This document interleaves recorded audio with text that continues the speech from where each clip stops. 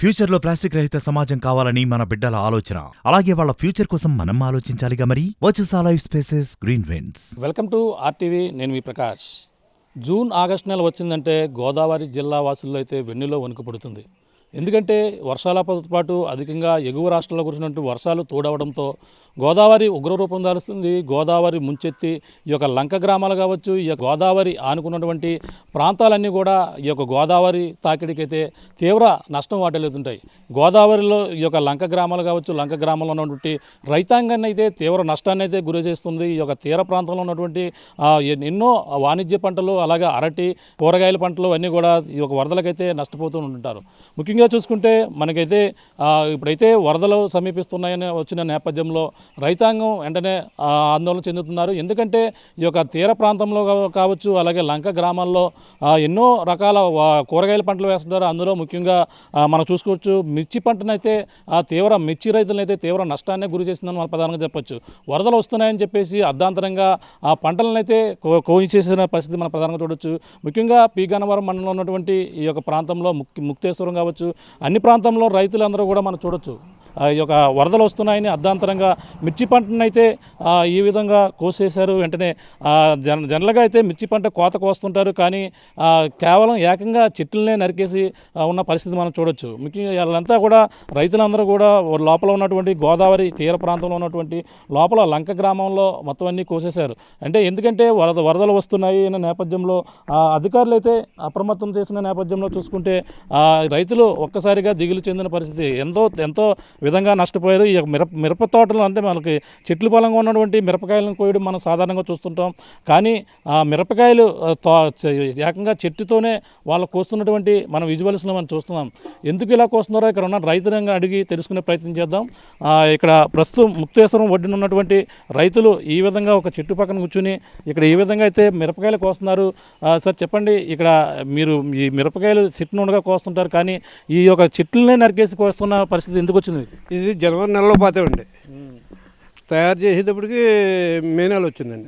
ఒకే ఒక కోత కోసం ఇది రెండో కోత అండి. రెండో కోత కోసుకుందారు అనేటప్పుడు ఇంకో చూడండి, పెద్దకాయ చిన్నకాయ అన్ని కాయలు కలిపి ఉన్నాయి.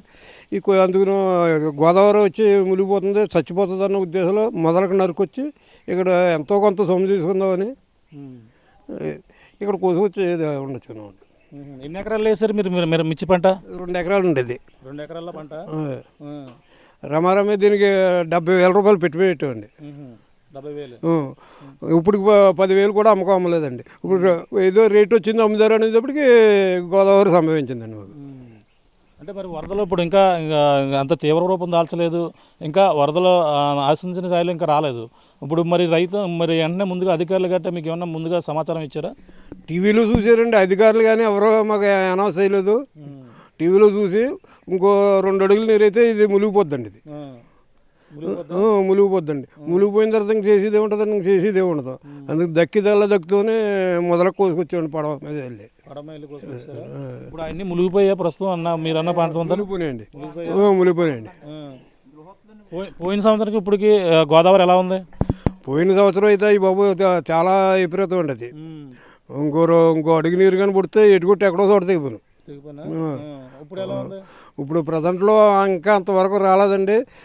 మాకు వస్తుందేమో అని భయం వస్తుంది ఈ వాతావరణం చూసి. లాస్ట్ టైం ఎక్కడి వరకు వచ్చింది? ఇదంతా మునిగిపోయిందా మొత్తం ఇదంతా ప్రాంతం? సాయిబాబు గుడి తలకాయ ఉన్న చూడండి, బొట్టు దాకా వచ్చిందండి. మునిగిపోయిందండి. రోడ్డు మీద అందిది కాదు. మేము దూడలో దిమ్మ మీద పెట్టి ఆ షెడ్లో భోజనం చేసేవాడిని, పైన రేగు షెడ్లో. మునిగిపోయినాయండి.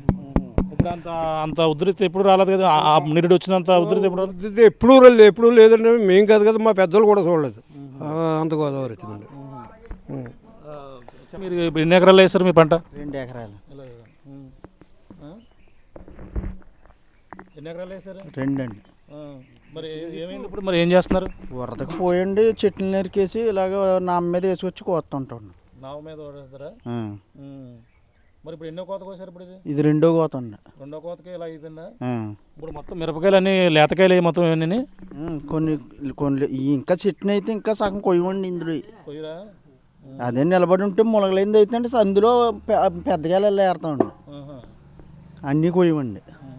మరి ఎంత పెట్టారు పెట్టుబడి, ఇప్పుడు ఎంత వచ్చే అవకాశం ఉంది మీకు? కొయ్యి పెట్టుబడులు కూడా రావండి. బోల్డ్ పెట్టుబడి అంటే 70,000 80,000 అవుతుందండి.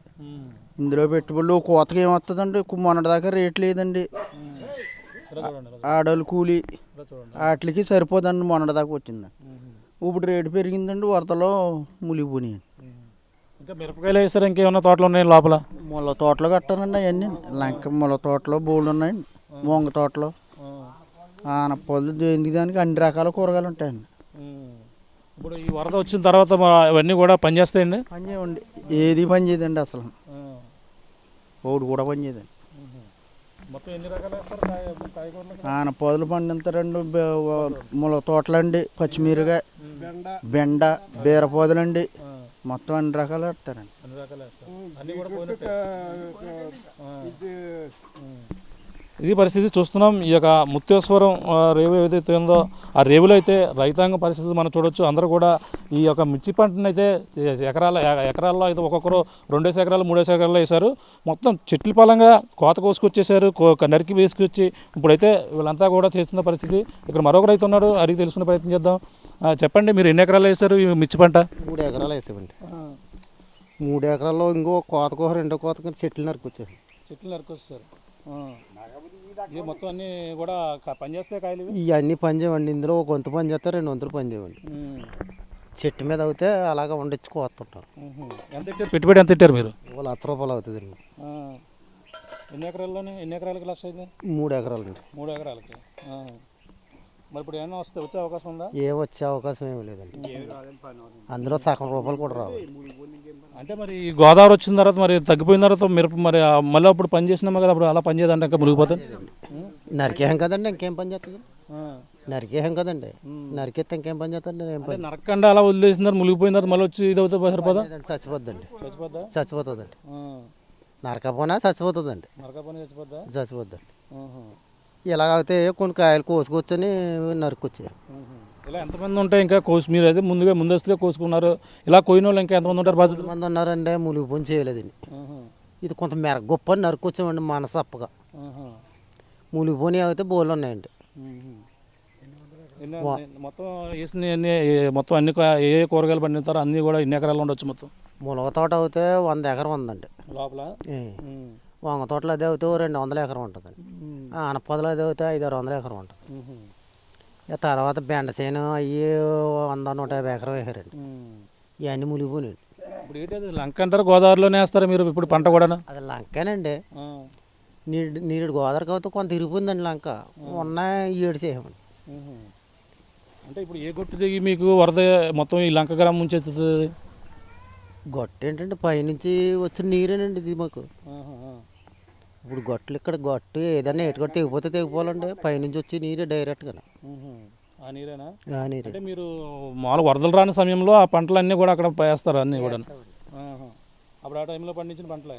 ఆ టైంలో పండింది. ఇప్పుడు గోదావరి వెళ్ళిపోయిన కాడి నుంచి వేసామనుకోండి, 5 నెలలకు 6 నెలలకు మళ్ళీ గోదావరి వచ్చేస్తుంటుంది. వచ్చేస్తే ఇలాగే అవుతుంటాయండి. ప్రతి ఏటా ఇలాగ ఉంటుందా? ఇప్పుడే మళ్ళీ మిరప తోట ఇప్పుడే ఇలా ఈ విధంగా అయిందా? ప్రతి ఏటా ఇలాగ ఉంటుందండి. ప్రతి ఏటా ఇలాగ ఉంటుంది. సంవత్సరానికి ఎన్నిసార్లు వస్తుంది వరద? సంవత్సరానికి ఒకసారి వస్తుందండి. ఒకసారి వస్తుందండి. ఇప్పుడు నుంచి కొద్దిగా ఇంచుమించుగా మీకు ఇప్పుడు నుంచి కొద్దిగా ఇంచుమించు ఇంకో 2-3 నెలల దాకా ఏమీ చేయమండి. 2-3 నెలలు పోయిన తర్వాత చేస్తే ఇది అన్నాళ్ళకి అందుతుందండి మాకు. 3 నెలలకో 4 నెలలకు అందుతుంది. అందుని కాడి నుంచి ఇలాగ జరుగుతుంటాయండి.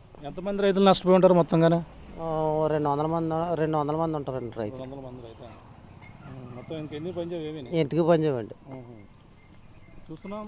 ఇది పరిస్థితి. మొత్తం రైతులందరూ కూడా ఈ విధంగా వాళ్ళు అయితే పండించిన పంట అంతా కూడా చేతికొచ్చే సమయంలో ఈ విధంగా వరదలు వస్తుంటాయి. వరదలు వచ్చిన సమయంలో వచ్చిన కాడికే చూసాం. ఒకడైతే 3 ఎకరాలకైతే ₹1,00,000 వరకు ఈ మిరపక తోటకైతే పెట్టుబడి అయింది. అలాగే మొత్తం అన్ని పంటలు వంగతో కావచ్చు, అలాగే ఆనవ ఇలాంటి రకరకాల అయితే మా కూరగాయల పంటలు పండిస్తారు. ఎందుకంటే వరదలు 3 నెలలు మాత్రమే వరదలు వస్తుంటాయి.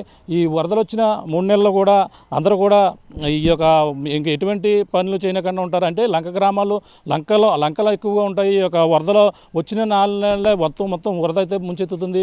ఈ నేపథ్యంలో చూసుకుంటే అక్కడ రకరకాల కూరగాయలు వేసుకుంటూ వాళ్ళంతా కూడా దీని మీదే జీవనోపాధి కలిగిస్తూ దాని మీద పెట్టుబడి పెట్టుకుంటూ ఉంటూ వాళ్ళైతే పండిస్తూ ఉంటారు. కానీ ఈ నేపథ్యంలో జూలై ఆగస్టు నెలలో వచ్చినటువంటి వరదలకైతే చాలా ఇబ్బందులు పడుతుంటారు. ఈ యొక్క జూలై ఆగస్టు సెప్టెంబర్ వరకు కూడా 3 నెలలు కూడా వీళ్ళంతా వరద నీటిలోనే ఉంటాయి. ఏ పంట అయినా సరే వరదలోనే మునిగిపోతుంటాయి. ఈ నేపథ్యంలో వాళ్ళైతే పండించిన పంట ప్రతిదీ కూడా ఈ యొక్క గోదావరి పాలు అవడంతో రైతాంగం కూడా తీవ్రంగా నష్టపోయిన పరిస్థితి ప్రధానంగా ఇక్కడ కనబడుతుంది.